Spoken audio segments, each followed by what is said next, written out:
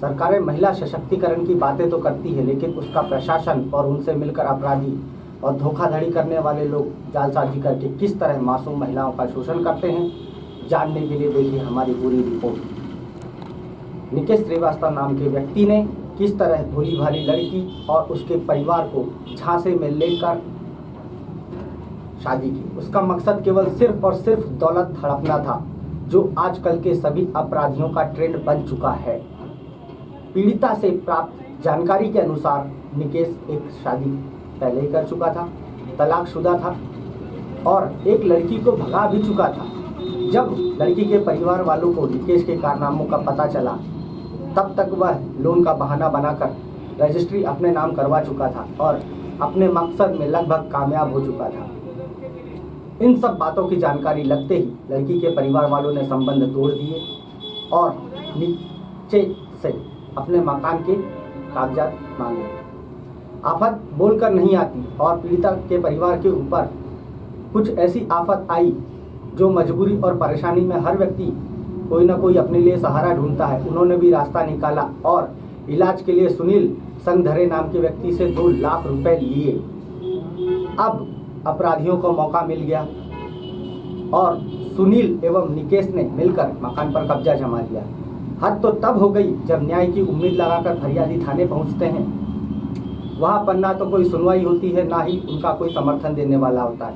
आज के दौर में आखिर पुलिस कहां गरीबों की सुनती है, और सुने भी क्यों, क्योंकि उनसे उनका क्या फायदा। मोटी रकम तो उन्हें अपराधियों से ही मिलती है।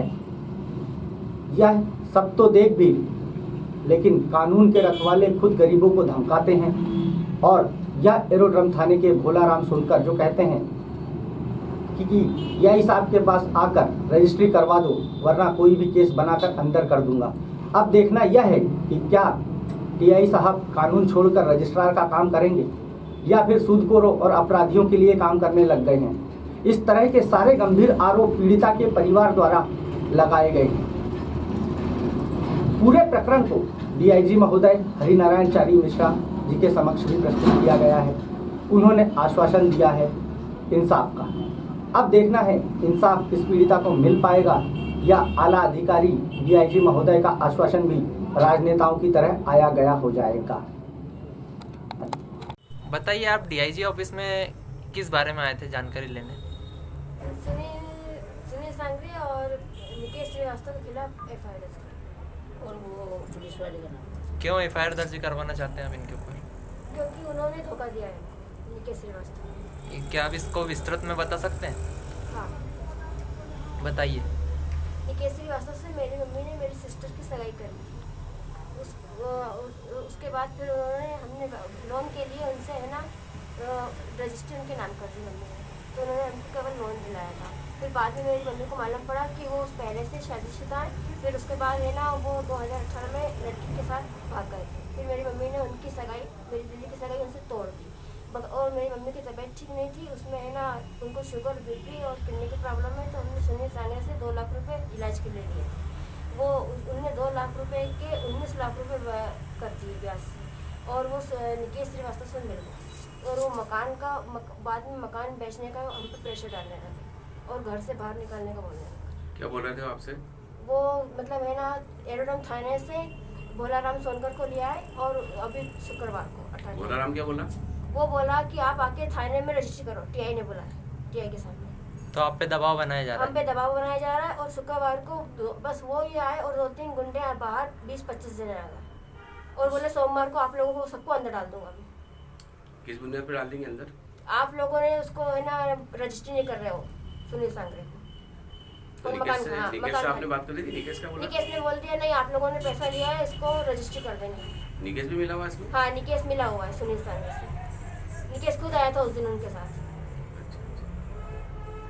भोलाराम सोनकर के साथ। आपका नाम? मेरा नाम गायत्री यादव। अपराध करेगा, पुलिस 4 जूता देगी, इसको बंद करेगी। लेकिन इसके खिलाफ अगर इसको कोई परेशान करेगा, सताएगा, तो क्या होगा? ये रिपोर्ट करने आएगा। तुम यो कर रहे हो क्या? हाँ, मैं तो वीडियो कर रही हूँ। नहीं, मैं वीडियो करूंगी, आप हट जाइए। जब सही हो रहा तो समझ नहीं रही, कुछ बोला था मैंने आपको, आप समझा रहे हैं ना, हम समझ रहे हैं, समझाइए ना, आप क्या समझाइए समझाएं? ना, समझाइए ना। बिल्कुल समझाइए आप। समझाइए आप। हाँ, 1 मिनट समझाइए आप। ये क्यों है इनसे पूछो। ये तो बंद कर दीजिए, समझिए। नहीं, क्यों बंद कर दूं? क्यों बंद कर दूं मैं? आप बताइए मुझे, आप ही निकालिए, क्यों बंद कर दूं? हाँ क्यों बंद करूं? आप सही समझाने आए हो ना। सुन लो, पुलिस क्या करेगी?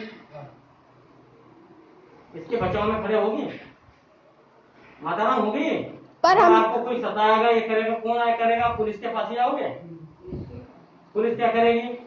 अगले को कुछ करेगी। ये बैंक वाले आए हैं, समझिए, और जिससे सौदे है आपने इस मकान किसके नाम से है? ये मकान किसके नाम? नहीं कर लो, कोई दिक्कत तो होगी। आप तो मीडिया में दे देना, प्रेस में देना, ना, इसके ऊपर ना बिल्कुल, करो। बिल्कुल। हम तो एक समझाइए। पुलिस ने मामले की तहकीकात अच्छे से नहीं की। पुलिस को यह भी नहीं पता था कि निकेश का और उनके परिवार का क्या संबंध है। वीडियो में पुलिस ने खुद ही कहा कि क्या आप इन्हें जानते हैं। जैसा कि सभी लोग जानते हैं कि शादी के बाद दामाद भी एक पुत्र की तरह होता है। सास ससुर उन्हें अपने बच्चे की तरह रखते हैं और लड़की के परिवार को कोई भी दिक्कत ना आए, जिसके लिए वो हमेशा तत्पर रहते हैं। इसीलिए उन्होंने लड़की के हस्बैंड को अपने मकान की रजिस्ट्री दे दी लोन करवाने के लिए। यह जानना पुलिस के लिए बहुत ही आवश्यक था, लेकिन पुलिस ने कोई कार्यवाही नहीं की। अब यहाँ पर इन अपराधियों पर जो गंभीर आरोप लगे हैं उसका क्या हल होगा, यह जानना बहुत ही आवश्यक है। क्यों? क्योंकि यह मानवता के साथ धोखा है। लोग किस तरह लोगों को फंसाकर जालसाजी करके धोखा देते हैं, यह भी जानना बहुत ही आवश्यक है। इस प्रकरण में हम उम्मीद करते हैं कि प्रशासन, सरकार और अधिकारियों की मदद की वजह से इस मामले को बहुत अच्छे से समझा जाएगा और मानवता के आधार पर ही इसका निराकरण होगा। हम उम्मीद करते हैं कि पीड़ितों को जल्द से जल्द न्याय मिले।